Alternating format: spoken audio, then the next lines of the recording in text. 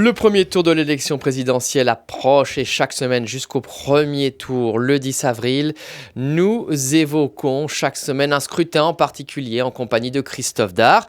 Aujourd'hui, zoom sur celui de 1988, le 5e au suffrage universel direct, 7 ans après l'élection de François Mitterrand. Et d'abord Christophe, avant de voir les candidats en lice, les résultats et le vote de la communauté juive, il faut rappeler que lorsque se profilait cette élection en 1988, la France est dans une situation politique assez inédite. Et oui, puisque pour la première fois, Olivier, depuis le début de la Ve République, le président n'est pas du même bord politique que son gouvernement. C'est ce que l'on appelle la cohabitation. En clair, François Mitterrand, élu en 1981 et qui a eu comme Premier ministre socialiste Pierre Mauroy et Laurent Fabius, doit accepter la défaite de la gauche aux élections législatives de 86 et la victoire de la droite, et donc nommer un Premier ministre de cette majorité. Ce sera Jacques Chirac, le maire de Paris, candidat à la présidentielle de 1981 et qui a déjà été Premier ministre de 1974 à 1976. L'autre fait politique marquant à l'approche de l'élection présidentielle est la percée du Front National qui jusqu'au début des années 80 était moribond, son leader Jean-Marie Le Pen n'ayant même pas les parrainages suffisants pour se présenter en 1981. Lors des municipales de 1983, le FN réalise une percée, notamment à Dreux, en Eure-et-Loire, où la liste FN fusionne avec la liste du RPR pour se maintenir au second tour, et aux européennes de 84 avec 10,95%. Le FN talonne le Parti communiste qui est alors déjà en plein déclin. Jean-Marie Le Pen commence à être reçu sur les plateaux de télévision à des heures de grande écoute. Le public découvre l'homme politique, et lors des législatives de 1986, grâce au scrutin proportionnel, le FN obtient 35 députés du jamais vu et parvient même à constituer un groupe parlementaire. Et puis Jean-Marie Le Pen aussi à cette époque-là, c'est le 13 septembre 1987 sur RTL dans l'émission Le Grand Jury, où il tient des propos négationnistes. Je le cite, je ne dis pas que les chambres à gaz n'ont pas existé, je n'ai pas pu moi-même en voir, je n'ai pas étudié spécialement la question, mais je crois que c'est un point de détail de l'histoire de la Deuxième Guerre mondiale. Alors après avoir décrit le paysage politique, faisons le tour à présent des candidats. Christophe, à droite, même si sa politique libérale et de privatisation pratiquée depuis sa victoire aux législatives de 86 le rend impopulaire, eh bien Jacques Chirac est candidat à l'élection présidentielle. Mais la droite est divisée. Le centriste Raymond Barre, ancien Premier ministre, lui aussi de Valéry Giscard d'Estaing, se lance dans la course après que justement Giscard ait renoncé.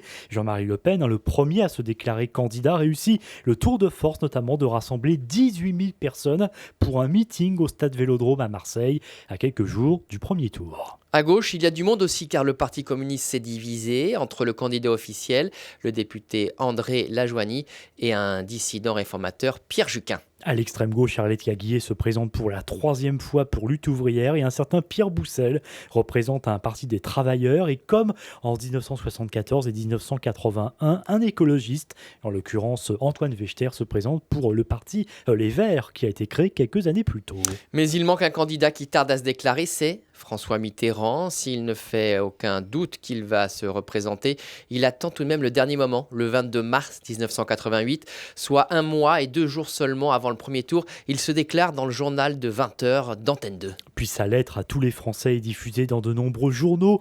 Quelques jours plus tard, tirée à 2 millions d'exemplaires, une lettre qui sert de programme de campagne qui se fait sur le slogan de la France unie.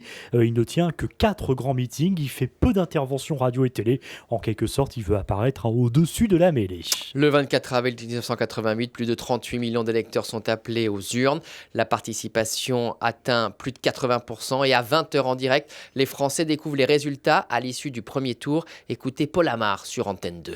Les 5 premiers en ordre d'arrivée, vous allez les voir. François Mitterrand donc, 34,4% des voix. Jacques Chirac en deuxième position, 19,5%. Raymond Barre, 16,5%. Jean-Marie Le Pen, 14,4%. Ce sera l'un des événements de cette soirée. Enfin, André Lajoigny, 7,1%. Confirmation du recul des communistes.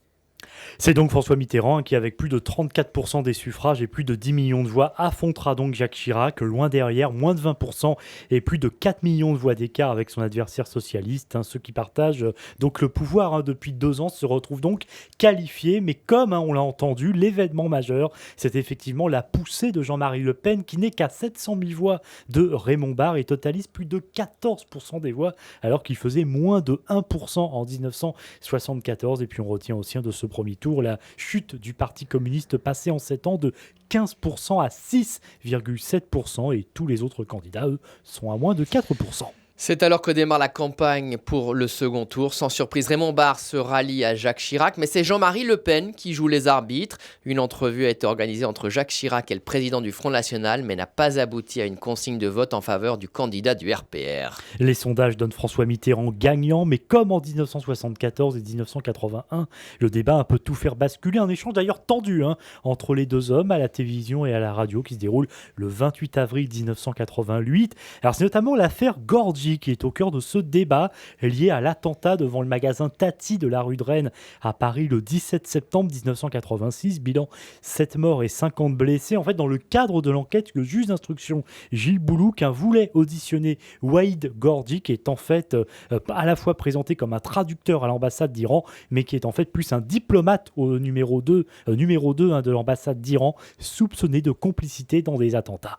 Et au moment où il doit être entendu, Gorgi est réfugié à l'ambassade d'Iran en France et il retourne finalement dans son pays d'origine sans la moindre charge retenue contre lui. Et lors du débat, Jacques Chirac met au défi son adversaire François Mitterrand de contester sa version des faits. Est-ce que vous pouvez dire, monsieur Mitterrand, en me regardant dans les yeux, que je vous ai dit que Gorgi, que nous avions les preuves que Gorgi était coupable de complicité ou d'action dans les actes précédents, alors que je vous ai toujours dit que cette affaire était du seul ressort du juge. Contester ma version des choses en me regardant dans les yeux. Dans les yeux, je la conteste. On retiendra aussi de ce débat l'échange entre Jacques Chirac et François Mitterrand à propos du fait que le président sortant l'appelle Monsieur le Premier ministre. Permettez-moi juste de vous dire que ce soir, je ne suis pas le Premier ministre et vous n'êtes pas le Président de la République. Nous sommes deux candidats à égalité et qui se soumettent au jugement des Français, seul qui compte. Vous me permettrez donc de vous appeler Monsieur Mitterrand. Mais vous avez tout à fait raison, Monsieur le Premier ministre. Une jolie punchline.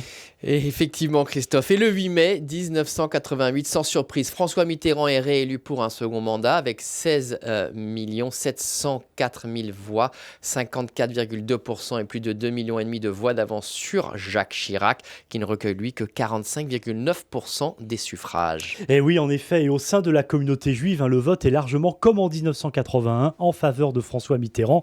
Un exemple, dans une étude de l'IFOP de 2014 le démontre. Dans 2 bureaux de vote à Sarcelles, où 46% des juifs sont recensés, François Mitterrand est à plus de 64% des voix. Merci Christophe pour ce numéro de l'histoire des présidentielles françaises. Au prochain épisode, nous avancerons dans le temps et nous parlerons du scrutin de 1995.